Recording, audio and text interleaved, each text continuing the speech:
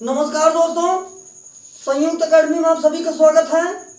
हम लोग चर्चा करेंगे आरआरसी रिजल्ट भ्रष्टाचार के बारे में। तो मित्रों, जो रेलवे ने मनमानी तरीके से रिजल्ट घोषित किया है, जिससे शिक्षित युवा वर्ग आज सड़क पर उतरने के लिए मजबूर हो गया है।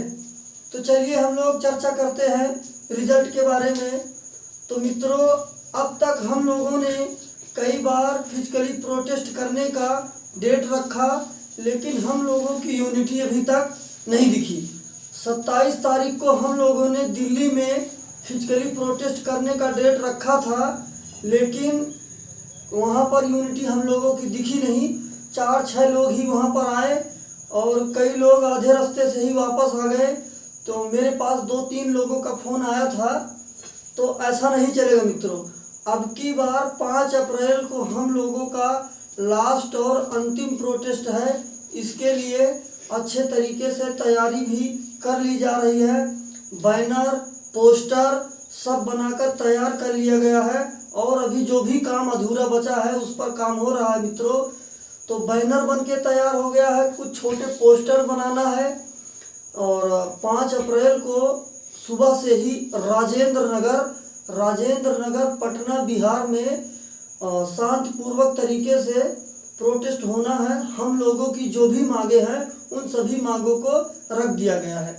और एक बात मैं आग्रह करना चाहूँगा, जो भी तैयारी करने वाले सभी लोग स्टूडेंट लोग हैं, ये जो अनर्गल तरीके से आरक्षण में छेड़छाड़ रेलवे के द्वारा किया गया है, इसको ना किया जाए।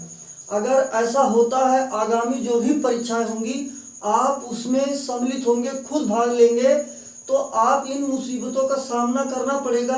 तो इसके लिए आप लोग हम लोगों का साथ दें, हम लोगों को साथ देंगे तो आगे ये सुधार हो जाएगा।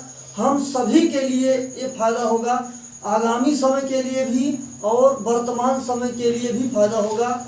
और जो भी बच्चे सुसाइड करने का आलतू फालतू चीज़ें सोच रहे हैं, ये सब गलत है। ये सब करने से अच्छा है अपने लिए आप आवाज़ उठाइए और जो भी लोग 5 अप्रैल को प्रोटेस्ट कर रहे हैं उनका मदद कीजिए, उनके साथ में आइए। चलिए मित्रों, हम लोग देख लेते हैं कि बैनर में क्या क्या मुद्दा रखा गया है और क्या क्या प्रॉब्लम हम लोगों को अभी तक सामना करना पड़ा है, हम उस पर बात कर लेते हैं। तो मित्रों देखिए, बैनर में अपना जो है पहला पॉइंट दिया गया है, वैकेंसी को 2019 के नोटिफिकेशन के अनुसार भरे। तो भाई ये मैटर तो सुप्रीम कोर्ट और हाई कोर्ट ने भी बोल दिया है कि जब भी कोई भर्ती प्रक्रिया होगी उसमें जो भी नोटिफिकेशन पहले दे दिया गया है उसी नोटिफिकेशन पर भर्ती प्रक्रिया कंप्लीट करी जाएगी।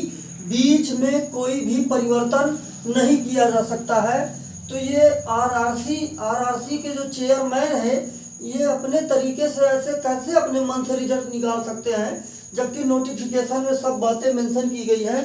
तो नोटिफिकेशन का पूरा पालन किया जाए, जो भी नोटिफिकेशन में बोला गया है उसी के अनुसार चीज़ें की जाए। दूसरा पॉइंट है, सीसीए को 20% दिया जाए। इसी नोटिफिकेशन में बोला गया है मित्रों, CCAA course complete act apprentice जो भी स्टूडेंट हैं उनको आरक्षित सीटों का 20% ही दिया जाए प्रत्येक कैटेगरी का, ना कि अपने मन से 50 से 60% दिया जाए।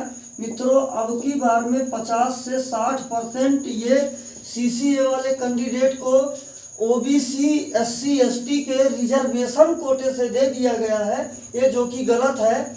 जो भी नॉर्मल स्टूडेंट है जो तैयारी कर रहे हैं किसी विभाग की, जो रेलवे के लिए इच्छुक हैं, आगामी समय में जब भी भर्ती प्रक्रिया होगी तो CCA वालों को 20% ना देकर इतना दिया जाएगा। ये मुसीबत आपको भी फेस करना पड़ेगा, आपके लिए बहुत सारी मुसीबतें खड़ी हो जाएंगी। इसलिए सभी लोग, जितने भी लोग हैं, सब लोग साथ आइए और इसमें जो भी CCA वालों को 20% देना है, ITI धारी वालों को वो 20% ही दिया जाए, ना कि अपने मन से 50 से 60%, जो कि बहुत गलत है। एक उदाहरण मैं दे देता हूँ, मुंबई में 2656 सीटें थी, 1304 सीटें ही 1304 सीटें ही ओबीसी नॉर्मल कैंडिडेट को दिया गया है, 1352 सीटें सीसीए वाले को दे दिया गया है, जबकि 2656 का 20% देना था। 20% इसका लगभग 531 सीटें होती हैं। तो मित्रों लगभग 700 के आसपास सीटें ज़्यादा दे दी गई हैं। पॉइंट है मित्रों हम लोगों के इसमें जो मेंशन किया गया है, सीसीए वालों को कॉम्पिटिटिव एग्जाम में मिनिमम क्वालिफाइंग मार्क 1/3 अपने मन से दे दिया गया है। तो मित्रों जो भी सीसीए वाला स्टूडेंट है वो बंदा चाहे 2 नंबर पाया है, चाहे 1 नंबर पाया है, चाहे 5 नंबर पाया है, पता नहीं कौन सा नॉर्मलाइजेशन का सिस्टम लगाया गया है, उसको 30, 33 नंबर, 35 नंबर तक दे दिया गया है और उसको पास कर दिया गया है। आपने यहाँ पर मानते हैं नंबर में छूट दिया, तो फिर उन्होंने सीसीए वालों का पीईटी नहीं करवाया है। बताइए एक ही लोगों को इतने प्रकार से छूट आखिर क्यों दी जा रही है? अगर उन्होंने 1 साल 2 साल ट्रेनिंग किया है तो हम लोगों ने भी एक रूम में 4 साल 5 साल पूरा अच्छे से घिसा है। तो हम लोग जो 70-72 नंबर लाया है वो अच्छा ज़्यादा कार्य करेगा कि ये 2 नंबर वाला लड़का 30 नंबर 35 नंबर नॉर्मलाइजेशन करके अपने तरीके से दे दिया गया है, वो अच्छा कार्य करेगा। तो यहाँ पर इन लोगों को मिनिमम क्वालिफाइंग मार्क अपने मन से ये नॉर्मलाइजेशन करके इतना दे दिया गया, जबकि वही नॉर्मल स्टूडेंट वही पेपर दिया है, वह नॉर्मल स्टूडेंट का 10 से 12 नंबर, इससे ज़्यादा किसी भी स्टूडेंट का नॉर्मलाइजेशन में नंबर इंक्रीज नहीं हुआ है। और अगला पॉइंट है मित्रों, इनको पीईटी में छूट दिया गया है, इनको जो है ये 20% दिया गया है और इनको ये 1/3 मिनिमम क्वालिफाइंग मार्क दिया है। किसी भी कैंडिडेट को एक ही जगह से आरक्षण दिया जा सकता है, सभी आरक्षण एक ही कैंडिडेट को नहीं दिया जा सकता है, जो कि बहुत ही ज़्यादा गलत है। तो सभी भाइयों को इसके लिए साथ आना होगा और अपनी बात रखनी होगी। यहाँ पर एक गलती ये भी है, जो 109 बैच वाले सीसीए वाले हैं, जिन लोगों का फॉर्म ग्रुप डी का फॉर्म आने के बाद रिजल्ट आया है, पेपर हुआ है, उन लोगों को भी यहाँ पर रख लिया गया है आरआरसी, सीआर और चेन्नई के द्वारा, बकिया 2-3 जोन के द्वारा हटा भी दिया गया है। तो हम लोगों की मांग ये भी है 109 बैच वालों को हटाइए। और जो बेटिंग का प्रावधान है 1:1.5 का दीजिए, ना कि 1:1। अब की बार रेलवे वालों ने बेटिंग के लिए 1:1 दिया है, जबकि हम लोगों की मांग है 1:1.5 का कीजिए, जिससे बहुत कम नंबर से जो भी बच्चा रह गया है, योग्य बच्चा रह गया है, वो उसकी सफलता हो सके। अगर आप बेटिंग का प्रावधान कर देते हैं तो जो भर्ती सीटें खाली हैं वो आसानी से भर सकेंगी। और तीसरी पॉइंट ये है मित्रों, यहाँ पर ओबीसी SC ST के साथ आरक्षण में बहुत बड़ा धोखा किया गया है। एक आग्रह मेरा अपना खुद का है कि आप जो है ग्रुप डी के भर्ती को जितने भी स्टूडेंट पेट पास किए हैं, वैकेंसी इंक्रीज करके उन सभी को रेलवे में सेवा का अवसर जरूर दें।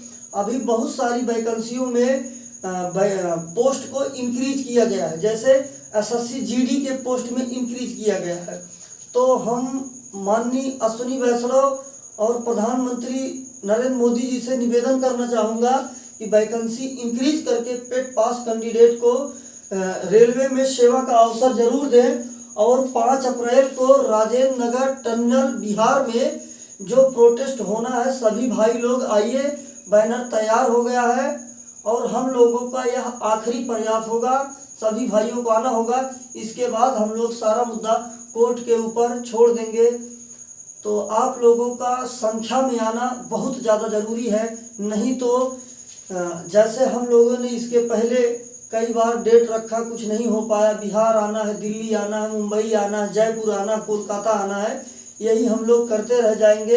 तो हम लोगों को ये नहीं करना है। अब की बार सभी भाई लोगों को आना होगा और आपके एक बार आ जाने से अपना काम बन जाएगा।